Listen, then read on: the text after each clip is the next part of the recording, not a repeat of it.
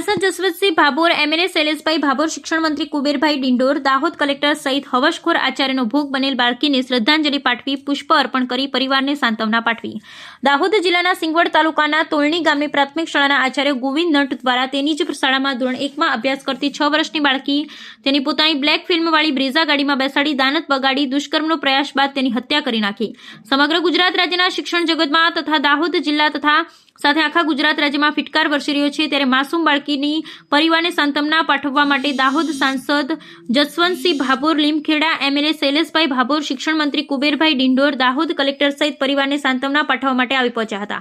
શિક્ષણ મંત્રી કુબેરભાઈ ડિંડોરે જણાવ્યું હતું કે તોયની પ્રાથમિક શાળાની જે ઘટના બની, જે બાબતે હું ખૂબ દુઃખ વ્યક્ત કરું છું।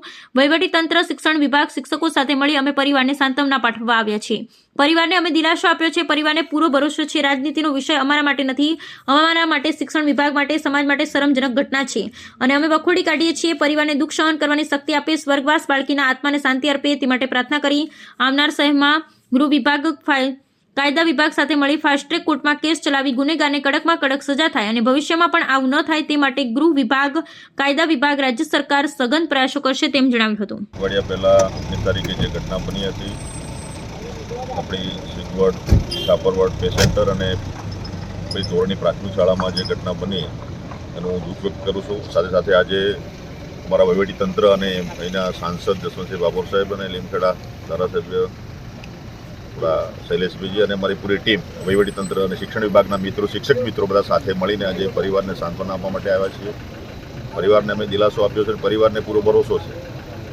કેટલાક આવા રાજનીતિનો વિષય અમારા માટે નથી, અમારા માટે આ સભ્ય સમાજ માટે, શિક્ષણ વિભાગ માટે શરમજનક ઘટના છે, એને અમે વખોડી કાઢીએ છીએ અને આપણી જે ઈશ્વરભાઈ, ભારતભાઈ અને આ પરિવાર પર જે આફત આવી પડી છે, જે દુઃખ સહન કરવાની શક્તિ ભગવાન એમને આપે અને દીકરી જે છે વિક્ષા દ્વારિયા એના આત્માને શાંતિ આપે એના માટે અમે પ્રાર્થના કરી છે અને વિશ્વાસ અપાયો છે કે આવનારા સમયમાં ગૃહ વિભાગ અને કાયદા વિભાગની સાથે મળીને ફાસ્ટ ટ્રેકમાં આ કેસ ચલાવીને અને કોઈ પણ ક્ષતિ નહીં ન રહી જાય એના માટે તપાસ પણ ચાલુ છે। હજી એ પૂરેપૂરી કરીને જે કંઈ ઘટના બની છે એ ગુનેગારને કડકમાં કડક સજા થાય એના માટેના પ્રયત્નો રાજ્ય સરકારના રહેશે અને ભવિષ્યમાં આવી ઘટનાઓ ના બને એનો દાખલો બેસાડવાનું કામ અમે શિક્ષણ વિભાગ અને ગૃહ વિભાગ અને સરકાર અને કાયદા વિભાગ સાથે મળીને મિત્રો કરવાના છીએ। મુખ્યમંત્રીશ્રીનો પણ સ્પષ્ટ સંદેશ છે અને જે કંઈ ઘટના બની છે એનું અમે કડી શબ્દોમાં નિંદા કરીએ છીએ। શિક્ષણ વિભાગ માટે, મારા વિભાગ માટે આ શરમજનક ઘટના છે, એનું મને ખેદ છે। એક આચાર્ય અથવા શિક્ષક એ સમાજનું નિર્માણ કરવાનું, વ્યક્તિ નિર્માણનું કામ કરવાનું, પરિવાર નિર્માણનું કામ કરવાનું, રાષ્ટ્ર નિર્માણનું કામ કરવાનું, એવા સમયે આજે ઘટના બની છે એટલે એ નિંદનીય છે। એટલે આવનારા સમયમાં એના માટે અમે પૂરેપૂરો દાખલો બેસાડીશું કે આવનારા સમયમાં કોઈ આવી હરકત ના કરે અને આવનારા સમયમાં જે એને વિધેયક પછી જાતીય સત્તામણી બાબતનો પણ વિધેયક નક્કી કરીને જે કંઈ કરવાનું થાય રાજ્ય સરકાર કરશે આવનારા સમયમાં બાળકો માટે। આજે બાળકો અમારા બાળકો છે, મારા શિક્ષણ વિભાગના બાળકો છે।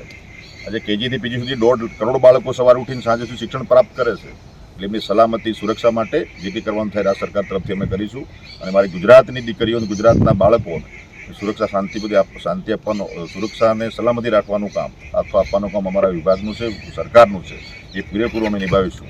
પણ કેટલાક લોકો રાજનીતિ જે કરતા હોય એમને મુબારક, અમારે એમાં પડવું નથી, અમારે સાચા અર્થમાં પરિવારને ન્યાય આપવાનું કામ અમારે કરવાનું છે। ધન્યવાદ।